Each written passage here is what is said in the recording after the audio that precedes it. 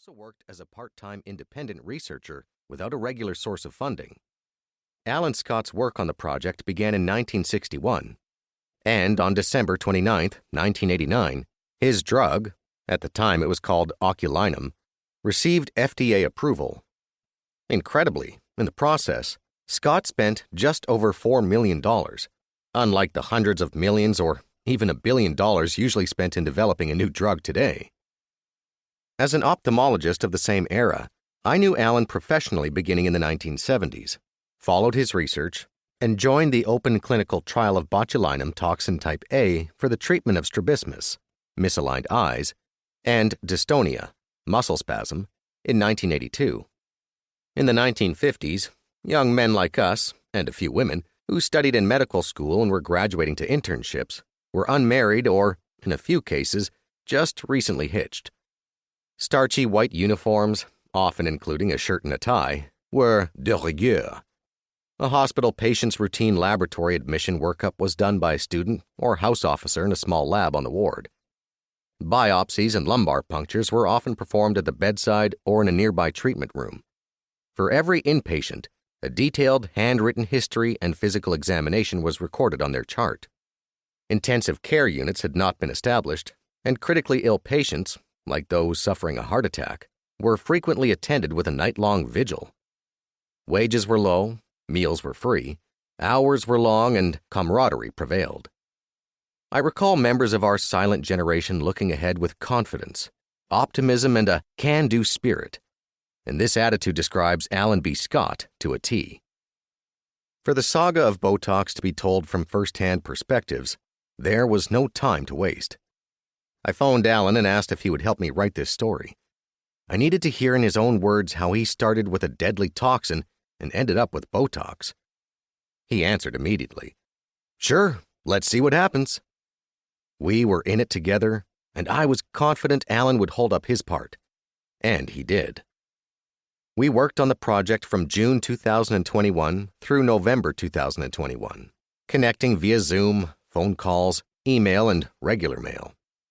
Then, shortly after Thanksgiving, 2 upcoming Zoom sessions were rescheduled for reasons relating to Alan's health.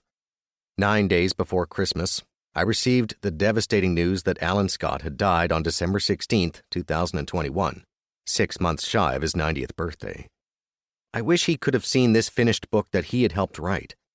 I am grateful he participated in the project as long as he did. Alan had answered most of my questions, and the writing was nearly done. I'd hoped the book would be a 90th birthday present for him. Eugene Helveston, M.D., Indianapolis, July 8, 2022. 1.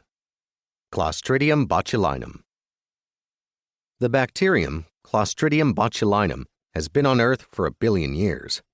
In the last 200 years, through the efforts of a few dedicated people, this single-cell life form and its lethal toxin have been miraculously transformed.